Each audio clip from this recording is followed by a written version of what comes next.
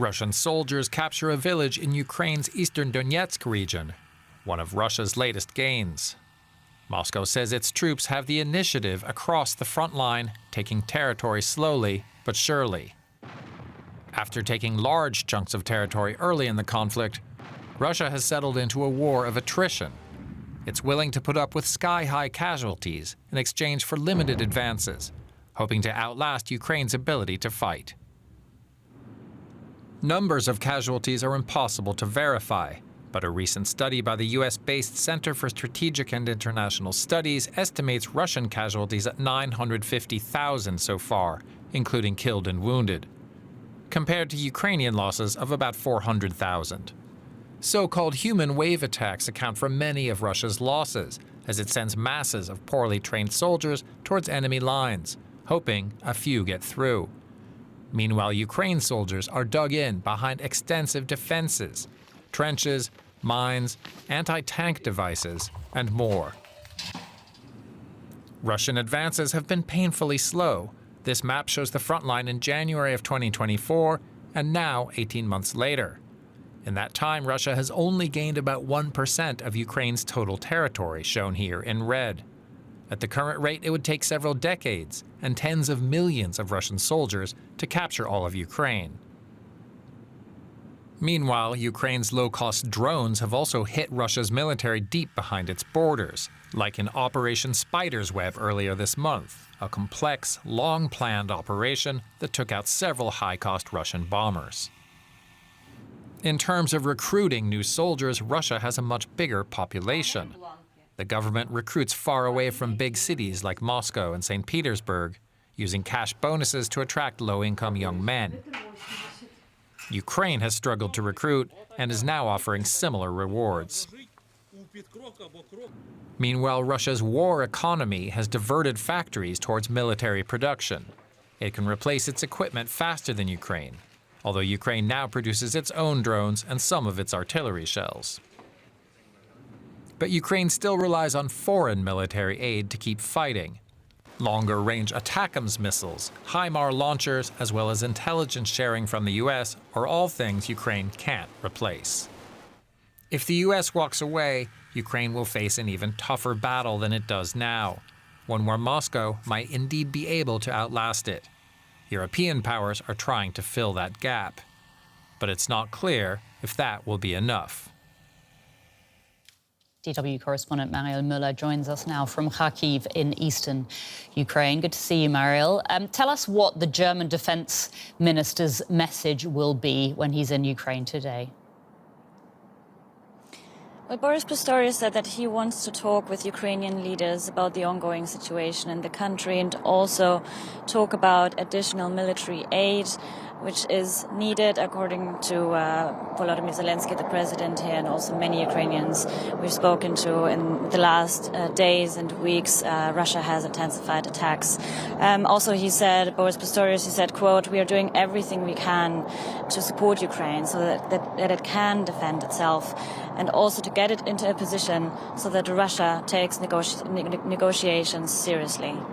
As you say, Mariel, Russian attacks have intensified in the last days in particular. Do you sense a change of mood in Ukraine, with the US focus on negotiating a peace deal seemingly waning? Well, on one hand, the public mood in Ukraine hasn't significantly changed. According to a poll that was conducted last month by the Kyiv International Institute of Sociology, 60% of Ukrainians say that they are ready to endure this war as long as it takes, which, if you think about it, is still quite a high figure, because if you follow the news, if you see so many people killed, so many people injured night after night, but still people are resilient here, and they show this. They also, if you walk across the street, you see people sitting in cafes after a night full of explosions and drones and missile attacks on apartment blocks, on playgrounds, on civilian infrastructure. But then on the other hand, of course, you also have voices like the military's ombudsperson who says, well, soldiers are exhausted, they're tired, they want to go back to their families, their children are growing up without them, relationships are also falling apart. So it is very tough on the population, but there's also this significant resilience that you see every day here in the streets, here in Kharkiv, and also other cities like Dnipro or Kiev, also that has come under massive attack over the past few days. Mariel, we'll have to leave it there, but thank you so much. That's DW's Mariel Müller reporting from Kharkiv. Let's get more from our Russia correspondent, Juri Rescheto. Juri is reporting from Riga in Latvia because DW was banned from Russia. Juri, how is the Kremlin dealing with these really significant Russian losses in Ukraine, and how open is the Defense Ministry about this? Well, Anya, the Kremlin is not dealing openly or publicly with the losses at all. It remains unclear how many soldiers the Russian army has lost in the Ukraine war, according to the Russian sources. The casualty figures are considered a top military secret. So far, Moscow has only broken this taboo once. In September 2022, the former defense minister Sergei Shoigu put the number of Russian soldiers killed in the Ukrainian war at 5,937. Almost 3 years, or now yet more than 3 years, have passed since then.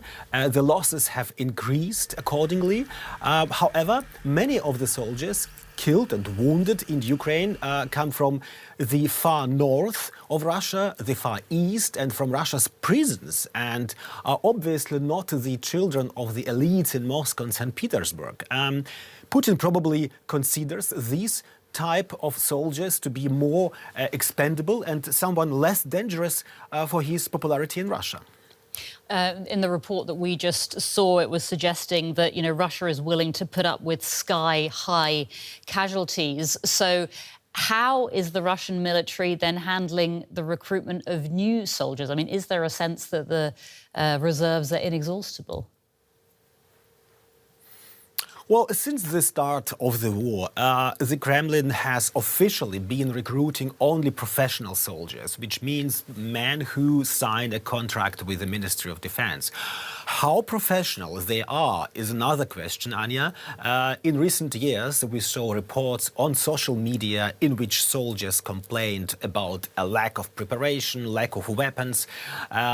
We also remember the public conflict between the former close Putin ally and now dead entrepreneur Prigozhin, who also fought in Ukraine with his private Wagner army, and who criticized and also publicly insulted the former defense minister Shoigu because the Russian soldiers, in his view, were very, very poorly equipped, Prigozhin complained. So this apparently also leads to the fact that despite losses, Russia has largely failed to achieve its main goal and can only advance very little and very slowly on the front lines in the battlefield. As for your question of the endless number of soldiers, yes, well, Russia is indeed large, and the Kremlin succeeds in recruiting young men through all kinds of, let's say, financial and social benefits. This also succeeds because the number of casualties is kept secret and the situation at the front seems to be glossed over. We saw lots of posters in the first 2 years in the streets of Moscow that was advertising soldiers. Now they are disappearing in Moscow, but are still visible, still valuable in the small cities of Russia, especially in the Far East and in Siberia. Juri, thank you so much for that. That's DW's Juri Rescheto, our Riga bureau chief.